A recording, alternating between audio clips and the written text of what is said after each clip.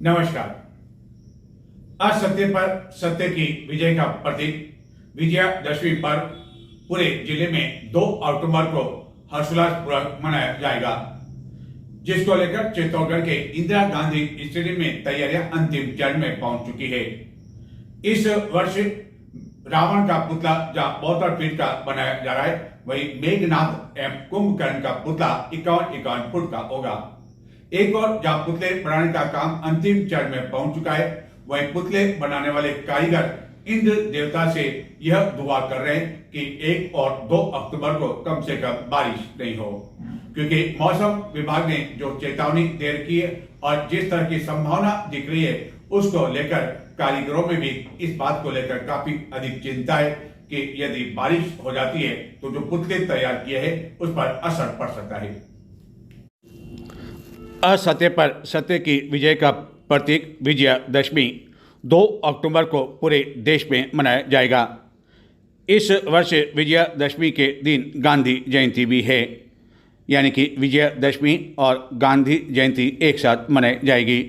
चित्तौड़गढ़ में स्थित इंदिरा गांधी स्टेडियम में विजयादशमी पर्व को मनाने के लिए सभी तैयारियां अंतिम चरण में पहुंच चुकी है, जहां की बड़ी शादी से आए कारीगरों द्वारा 72 फीट ऊंचे रावण के साथ ही 51 फीट ऊंचे मेघनाद एवं कुंभकर्ण के पुतले बनाने का काम अंतिम चरण में जहां पहुंच चुका है, वहीं इस दौरान की जाने वाली आकर्षक आतिशबाजी को लेकर भी तैयारियां की जा रही है एवं यह कार्य जोधपुर की एक कंपनी को दिया गया है। मंगलवार सायं तक तीनों पुतले बनकर तैयार हो गए थे एवं इनका स्ट्रेचर खड़ा कर दिया गया था। वहीं तीनों के मुखौटे भी बनकर तैयार हो चुके हैं, लेकिन पुतले बनाने वाले कारीगरों को इस बात को लेकर काफ़ी अधिक चिंता होने लगी है कि जिस तरह मौसम के मिजाज इन दिनों देखने को मिल रहे हैं, उनका कहना है कि यदि 1 और 2 अक्टूबर को बारिश हो जाती है तो उनके लिए काफ़ी अधिक परेशानी खड़ी हो सकती है।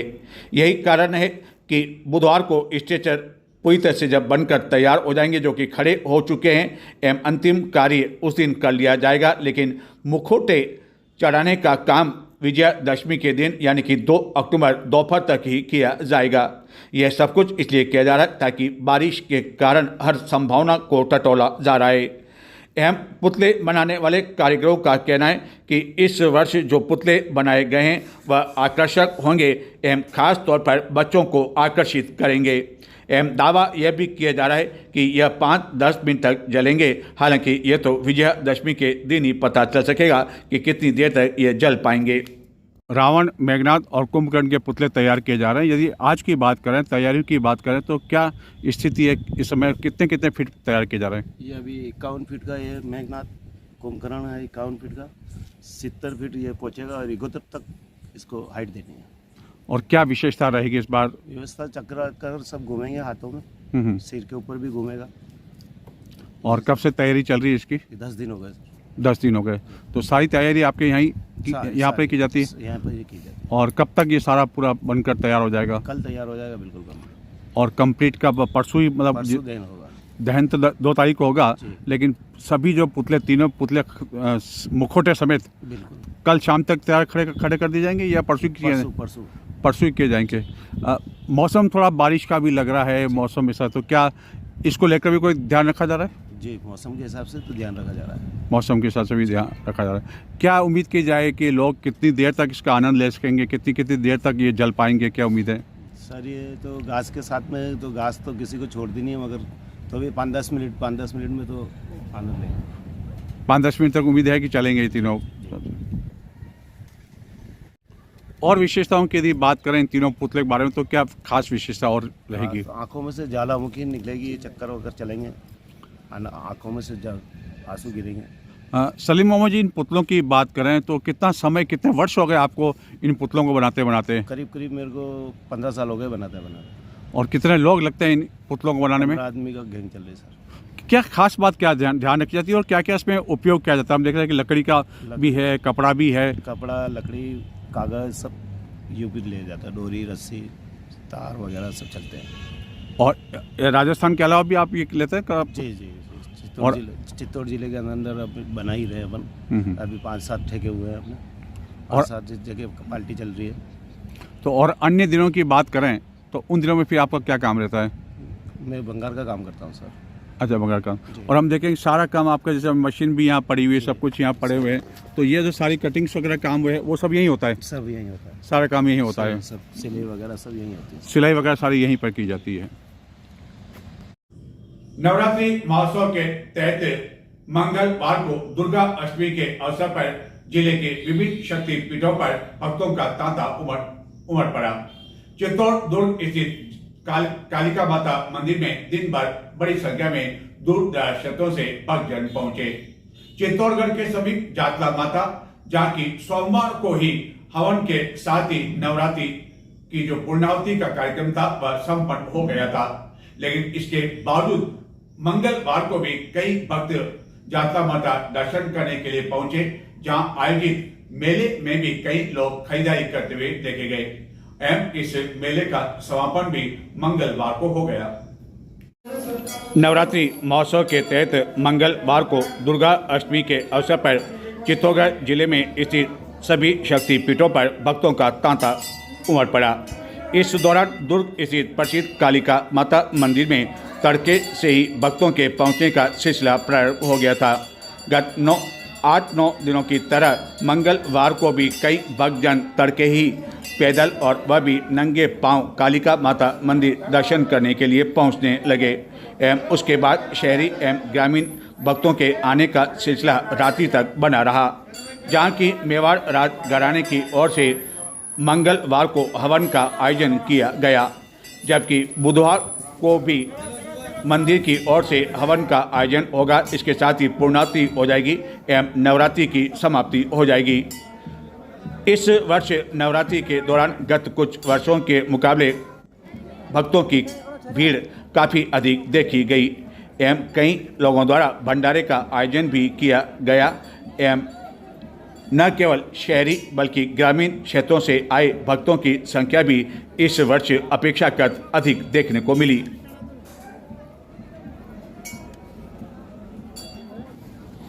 चित्तौड़गढ़ से लगभग 10 किलोमीटर दूर जातला माता मंदिर में हालांकि सोमवार को ही हवन एवं पूर्णावती के साथ ही सभी कार्यक्रम संपन्न हो गए थे, लेकिन इसके बावजूद मंगलवार को दुर्गा अष्टमी होने की वजह से बड़ी संख्या में भक्तों के आने का सिलसिला दिन भर बना रहा, जहां आयोजित मेले में कई लोग खरीदारी करते हुए देखे गए एवं यह मेला भी मंगलवार रात्रि को संपन्न हो गया।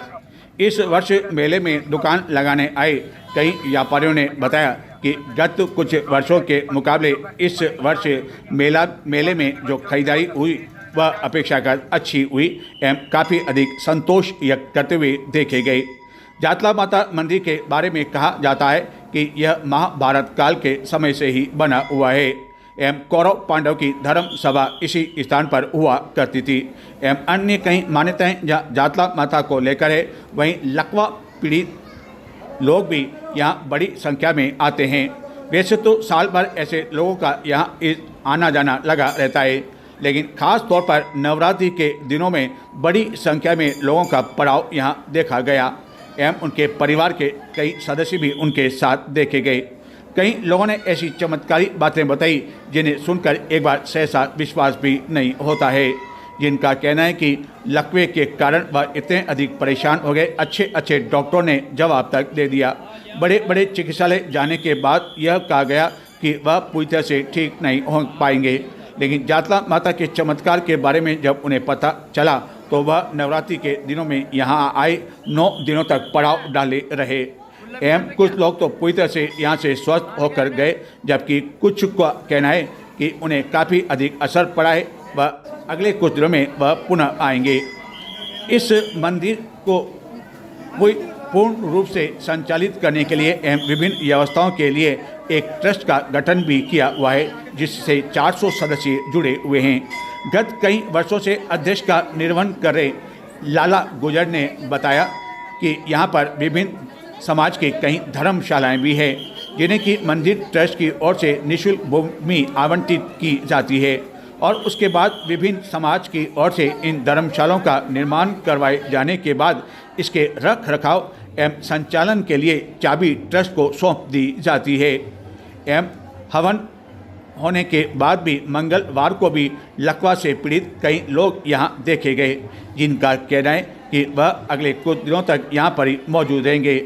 यहां उन्हें विशेष रूप से एक तेल दिया जाता है और यहां पर उनके शरीर पर एक लच्छा भी बांधा जाता है।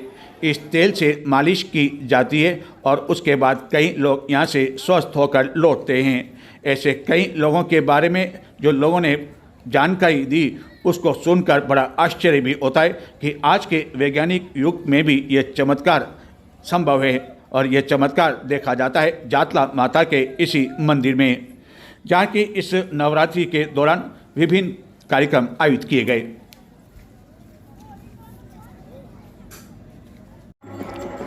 चित्तौड़गढ़ के समीप बौजुंदा में पॉलिटेक्निक कॉलेज परिसर में स्थित श्री काल भैरव यानी कि कालाजी बाबूजी देव स्थल पर भी नवरात्रि महोत्सव के तहत मंगलवार को विभिन्न कार्यक्रम आयोजित किए गए, जबकि बुधवार 1 अक्टूबर को हवन अनुष्ठान, कन्या पूजन व जवारा विसर्जन के बाद महाआरती एवं प्रसादी के साथ ही नवरात्रि महोत्सव का समापन होगा।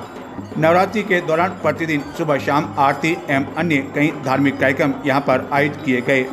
भोपाजी बाबूलाल जटिया के अनुसार काल भैरव मंदिर पर नवरात्रि महोत्सव के तहत 1 अक्टूबर को हवन अनुष्ठान, कन्या पूजन के दौरान बड़ी संख्या में भक्तजनों के भाग लेने की संभावना है। इस मंदिर के बारे में कहा जाता है कि यह अति प्राचीन और चमत्कारिक देव स्थल है। यहाँ प्रत्येक शनिवार को बाबूजी की गादी भी लगती है। इसी तरह चित्तौड़गढ़ में भरत बाग के समीप बंगाली समिति की ओर से आयोजित किए जा रहे कार्यक्रम के तहत मंगलवार को विभिन्न कार्यक्रम आयोजित किए गए। यहाँ विशेष तौर पर बंगाल से आए कारीगरों द्वारा यह मूर्तियाँ तैयार की गई, जिन्हें स्थापित किया गया है। एवं 2 अक्टूबर को यहाँ सिंदूर खेला जाएगा और उसके बाद इन मूर्तियों का विसर्जन होगा। गत कई वर्षों से बंगाली समिति की ओर से यह कार्यक्रम आयोजित किया जाता है, लेकिन यह कार्यक्रम 5 दिन का होता है। कांग्रेस के प्रदेश स्तर के एक बड़े नेताजी के जन्मदिन को लेकर चित्तौड़गढ़ में जहां तहां होर्डिंग लगाए गए। इनमें से कुछ होर्डिंग जिला अध्यक्ष की दौड़ में शामिल एक दावेदार द्वारा लगाए गए, तो वहीं दूसरी ओर कुछ होर्डिंग ऐसे भी दिखाए जा रहे जो किसी दौड़ में शामिल तो नहीं है, लेकिन दौड़ से बाहर हो गए थे और फिर पार्टी में आ गए थे। लेकिन जिस तरह के होर्डिंग लगाए गए, चेहरे पर जिस तरह की मुस्कुराहट इस कांग्रेस के बड़े नेता के साथ देखने को मिल रही है, उसको लेकर शहर में कई तरह की चर्चाएं याद है। चर्चाएं यह भी है कि यदि कोई नेता कुछ काम करे तो वह सभी माफ है, और आम लोग यदि वही काम करे तो उसे कई दिनों तक याद किया जाता है। यही तो राजनीति है और यही नेता और आम लोगों में फर्क होता है। चित्तौड़ दुर्ग स्थित कालिका माता मंदिर के साथ ही अन्य कई शक्ति पीठों पर नवरात्रि के दौरान भक्तों द्वारा बड़ी संख्या में मालाएं चढ़ाई जा रही है। लोगों के मन में सवाल यह उठता है कि यह मालाएं चढ़ाए जाने के बाद आखिरकार इसका होता क्या है। लेकिन यह मालाएं कुछ जनों के लिए आहार का काम भी कर रही है, यानी कि भोजन का काम भी कर रही है। बताते हैं आखिरकार किसके लिए यह मालाएं भोजन के रूप में उपयोग में लाई जा रही है।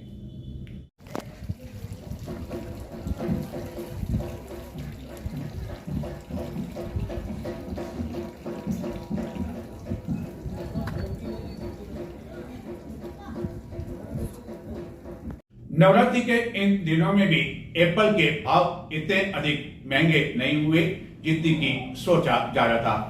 हालत यह है कि इन दिनों बड़ी संख्या में हिमाचल प्रदेश एवं कश्मीर से सेब के कई ट्रक आ रहे हैं। इनमें से कई ट्रक ऐसे हैं जो कि शिमला एवं अन्य स्थानों पर भारी बारिश के कारण बीच में रुक गए थे।